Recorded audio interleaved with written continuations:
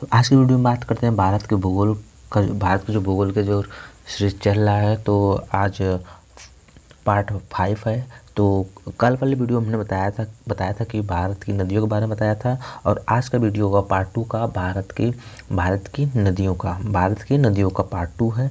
जो आज का वीडियो होगा प्रायद्वीपीय भारत की नदियाँ जितनी भी होंगी तो आज की वीडियो में डिस्कस करेंगे। तो इसी प्रकार से दैनिक मेरे प्यारे विद्यार्थियों, मैं दोस्तों की R2B एजुकेशन चैनल पे आप सभी लोगों का दिल से स्वागत करता हूँ। तो इसी प्रकार से आपने पहले वाले वीडियो देखे ही होंगे कि भारत की नदियों के बारे में, जिसमें हमने यमुना नदी, गंगा नदी, सोन नदी और उज्जैन, अलकनंदा नदी, इसी प्रकार से जो इम्पोर्टेंट नदियाँ थी, तो हमने उत्तर भारत जो नदियाँ थी हमने ऐसे बता दिया है। तो आज की वीडियो में बात करेंगे प्रायद्वीपीय भारत नदियों के बारे में बात करेंगे। तो आपको ये स्ट्रक्चर दिख रहा होगा किस प्रकार से नदियाँ हैं। तो ये भी तो आज का जो इम्पोर्टेंट क्वेश्चन होंगे, जो यहाँ से क्वेश्चन मुख्य रूप से पूछे जाते हैं। जैसे मैं आपको स्क्रीन पे दिख रहा होगा कि ये जो दिया है कि ना, ये पूर्व साइड में क्या है, बंगाल खाड़ी है, और पश्चिम साइड में अरब सागर है।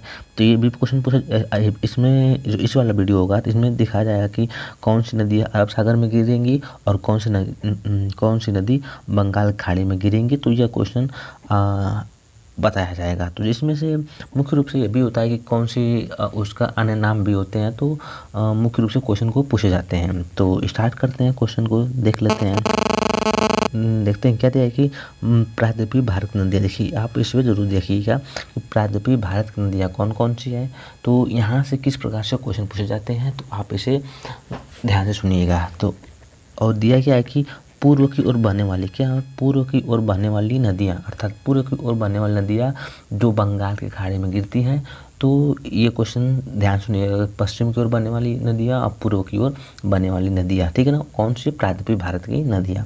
जैसे में दिया है कि दक्षिण भारत की गंगा के नाम से किस नदी को जाना जाता है। तो आंसर हो जाएगा कावेरी नदी को। आंसर क्या हो जाएगा, कावेरी नदी को दक्षिण भारत की गंगा के नाम से जाने वाली एक नदी है, तो कावेरी नदी है।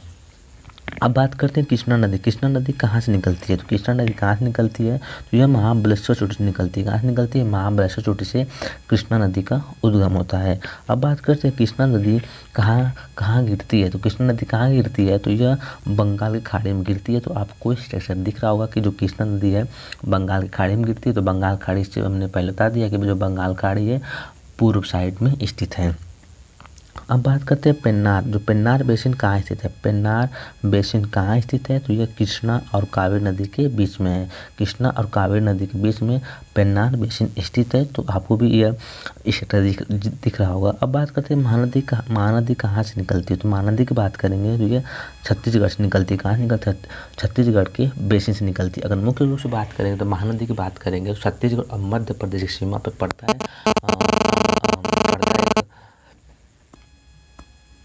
जो अमरकंटक चोटी से क्या करती है, महानदी का उद्गम होता है। इस प्रकार से महानदी कहाँ गिरती है। तो महानदी कहाँ गिरती है, तो ये भी कहाँ नहीं गिरती है, बंगाल के खाड़ी में गिरती है।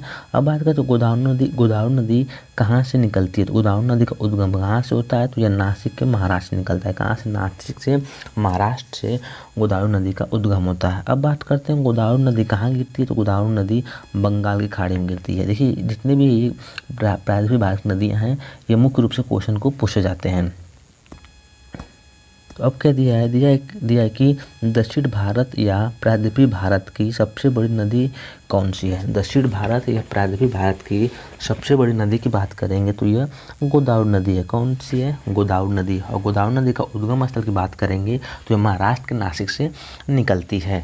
तो अब बात करते हैं वृद्धगंगा के नाम से किस नदी को जाना जाता है। तो वृद्धगंगा की बात करेंगे तो गोदावरी नदी को वृद्धगंगा के नाम से जाना जाता है। तो वृद्धगंगा का अर्थात बोल सकते हैं बूढ़ी गंगा किस नदी को नाम से जाना जाता है, तो यह गोदावरी नदी। अब बात करते हैं वेनगंगा और पेनगंगा किसकी सहायक नदियाँ हैं। तो वेनगंगा और पेनगंगा की सहायक नदियाँ की बात करेंगे तो जो गोदावरी नदी की सहायक नदी है। इसी प्रकार से कावेरी नदी कहाँ से निकलती है। कावेरी नदी का उद्गम स्थान कहाँ से होता है, तो ब्रह्मगिरी से निकलती है। कहाँ से, ब्रह्मगिरी श्रेणी से कावेरी नदी का उद्गम होता है।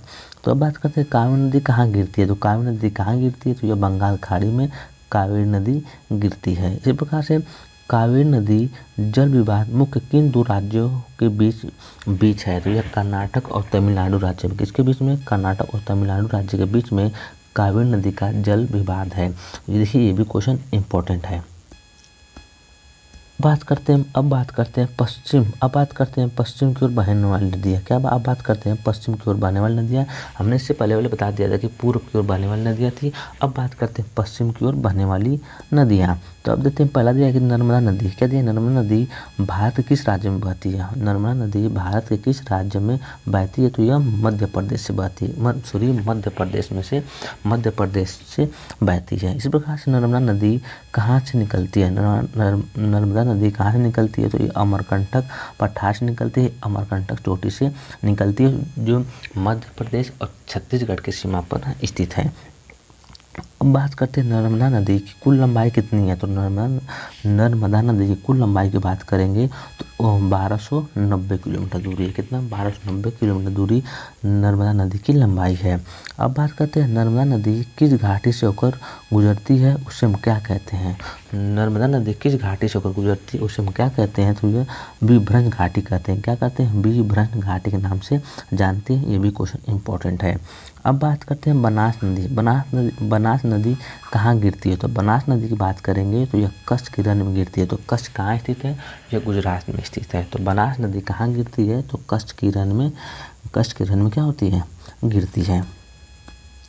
से आगे क्या दिया है? आगे दिया है कि महानदी कहाँ गिरती है? तो महानदी कहाँ गिरती है? तो यह खंबात की खाड़ी में गिरती है। कहाँ गिरती है? खंबात की खाड़ी में माही नदी गिरती है। कौन सी नदी? माही नदी कहाँ गिरती है? तो खंबात की खाड़ी में गिरती है। अब बात करते हैं नर्मदा नदी कहाँ गिरती है? तो नर्मदा नदी कहाँ गिरती है? तो यह भी खंबात की खाड़ी में गिरती है। तो अब बात करते हैं ताप्ती नदी कहाँ गिरती है? तो ताप्ती नदी कहाँ से निकलती है? ये क्वेश्चन पूछा गया है। ताप्ती नदी कहाँ से निकलती है? तो ये सतपुड़ा सीढ़ी से निकलती है। कहाँ से निकलती है? सतपुड़ा सीढ़ी से ताप्ती नदी का उद्गम होता है। और ताप्ती नदी कहाँ गिरती है? तो ये भी खंबात की खाड़ी में गिरती है। तो अब बात करते हैं ताप्ती नदी कुल लंबाई कितनी है? ताप्ती नदी की कुल लंबाई की बात करेंगे तो 724 किलोमीटर दूरी। कितना? 724 किलोमीटर ताप्ती नदी की लंबाई है। तो अब बात करते हैं ताप्ती नदी किस घाटी से होकर गुजरती है? तो ताप्ती नदी की बात करेंगे किस घाटी से होकर गुजरती है? तो यह विभ्रंश घाटी से निकलती है। कहाँ? विभ्रंश घाटी से होकर गुजरती है। और नर्मदा नदी भी विभ्रंश घाटी से गुजरती है। तो अब बात करते हैं ताप्ती नदी मुहाना कहाँ बनाती है? ताप्ती नदी का मुहाना कहाँ बनाती है? सूरत के शहर के नीचे। कहाँ? सूरत के शहर के नीचे ताप्ती नदी का मुहाना होता है। यह भी क्वेश्चन पूछा जाता है कि सूरत किस नदी किनारे स्थित बसा हुआ है? तो ताप्ती नदी किनारे बसा हुआ है। अब बात करते हैं शरावती नदी कहाँ से निकलती है? शरावती नदी की बात करेंगे तो यह शिमोग जिला अर्थात कर्नाटक से निकलती है। तो अब बात करते हैं गरसोप्पा जलप्रपात किस नदी पर है? तो यह शरावती नदी पर। किस नदी पर है? शरावती नदी पर स्थित है। अगला दिया है कि भारत की लवण नदी किस नदी को जाना जाता है? तो देखिए इंपॉर्टेंट क्वेश्चन है। भारत की लवणी नदी किस नाम से जाना जाता है? तो यह लूनी नदी। किस नदी को लूनी नदी जाना जाता है? लूनी नदी की बात करेंगे तो यह राजस्थान में स्थित है। राजस्थान में एकमात्र ऐसी नदी है जो लवणी नदी है, ठीक है ना, अर्थात क्षारी नदी।